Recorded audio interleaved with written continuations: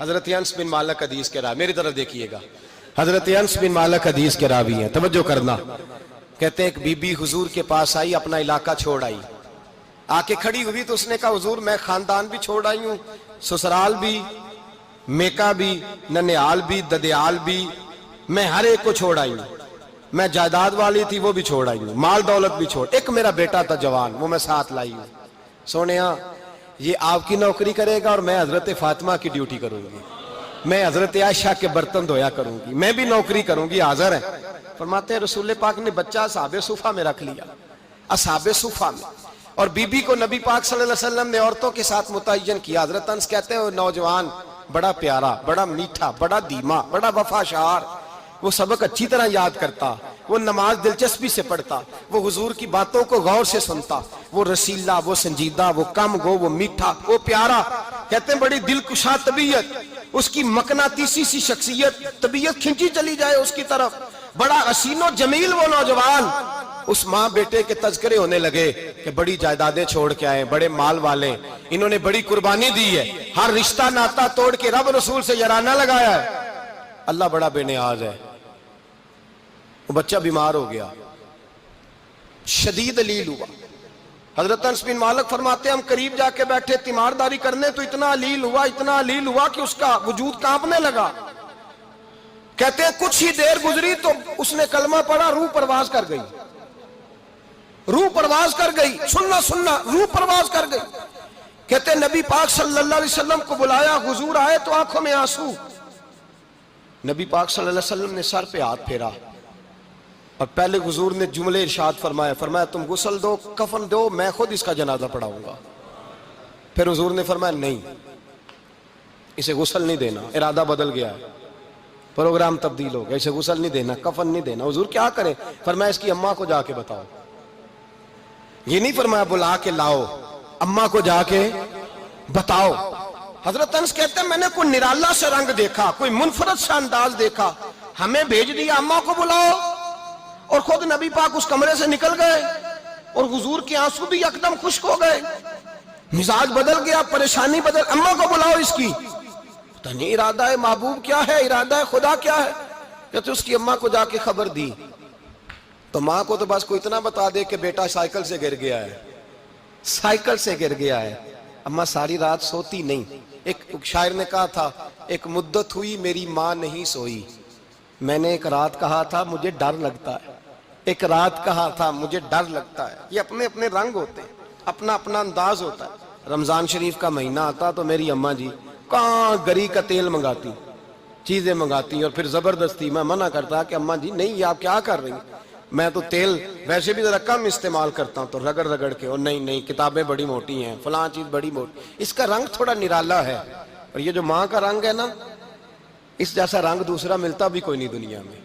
یہ اپنی مثال آپ ہی ہے۔ اماں کو کہا تیرا بیٹا، اماں ذرا دوڑی، گری، پھر اٹھی، پھر گری، پھر اٹھی، پھر گری، روتی ہوئی آئی۔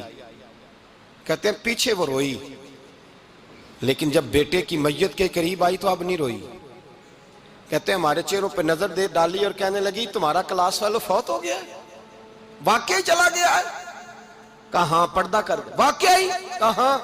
کہتے ہیں اماں نا زمین پہ بیٹھی اور پہلے اس نے بیٹے کے پیر اٹھا کے چومے، پھر سینے پہ رکھے، پھر وہاں سے اٹھی اور ادھر آئی، سر سجدے میں رکھا اور دونوں ہاتھ اٹھا کے کہنے لگی اے اللہ میں دولت کے لیے ایمان نہیں لائی تھی، اے اللہ میں جائیدادوں کے لیے کلمہ نہیں پڑھا تھا، مولا میں تیری بارگاہ میں آئی تھی تو میں تیرے اور تیرے رسول کو مان کر آئی تھی، خدا بندہ میں نے میکے چھوڑ دیے، سسرال چھوڑ دیا، ننیال چھوڑ دیے، ددیال، وہ دشمن تھے سارے دین کے، چھوڑ کے آئی، میں نے آرزوؤں کا بڑا مکان بھی چھوڑا، خدا بندہ بیٹے نے جانا تھا، مجھے شکوہ کوئی نہیں، لیکن خدا بندہ اب میرے سارے کہیں گے تو نے کلمہ پڑھا تھا تو تیرا بیٹا ہی چلا گیا، اے اللہ کی اگر تو نے دل مسلم کی دل جوئی نہیں، تانا دیں گے بت کے مسلم کا خدا کوئی نہیں، اے اللہ میرا یقین کہتا ہے کہ اگر تو مارنے پہ قادر ہے تو زندگی دینے پہ بھی قادر ہے، خدا بندہ کافروں کو راضی نہ کر، وہ خوش ہو جائیں گے،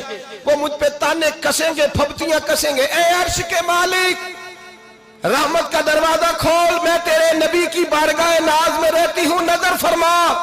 हजरत अनस बिन मालिक फरमाते हैं, ईमान, यकीन और इस्तकामत के साथ उस बूढ़े ने जब दुआ मांगी तो हमने मस्जिद नबवी के सहन में अजीब नजारा देखा। एक माँ ने दुआ मांगी तो बेटा उठ के बैठ गया। कहते हैं बेटा उठ के बैठ गया, कलमा पढ़ तो वो उठ के बैठा, माँ ने सीने से लगाया और माँ और बेटा नारे लगाने लगे, लोगों सुनो, कुरान भी सच्चा, इस्लाम भी सच्चा, अल्लाह भी सच्चा, ये मस्जिद नबी सच्चों का घर, और सबसे बढ़ के अल्लाह का रसूल सच्चा।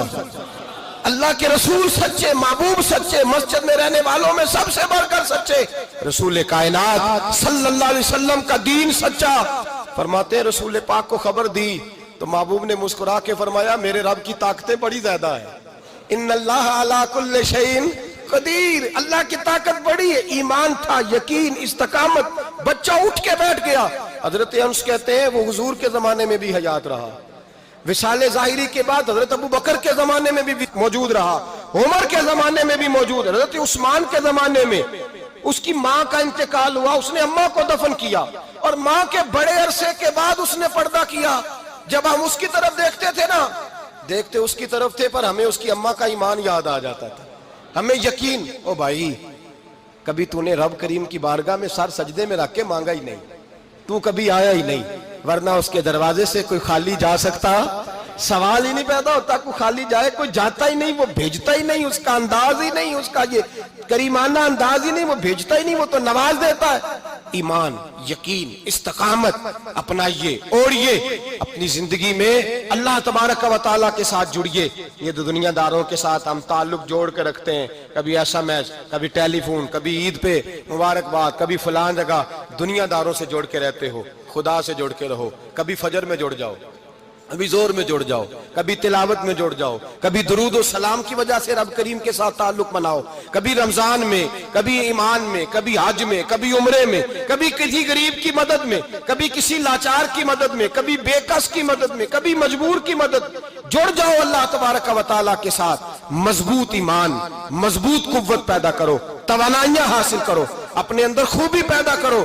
मेरे भाई याद रखें, ईमान मजबूत होता है तो अल्लाह अर्श से मदद नाजिल फरमाता है, और जब ईमान कमजोर होता है तो जो मदद पास होती है वो भी छिन जाती है। रमजान मुबारक का जुमा, पहला जुमा, ईमान का मौजू बयान करके दो बातें गुजारिश करनी है। एक वादा किया मेरे नबी पाक ने, जरा एक तजर्बा करें तो सही, इस पर भी जरा तजर्बा करें, ये 8 दिन ये नुस्खा आजमाएं तो सही। रसूल पाक ने फरमाया, तू नमाज पढ़, तेरे नबी का वादा है तेरी रोजी में बरकत हो जाएगी। इसको जरा आजमाएं तो सही, आजमाएं तो सही।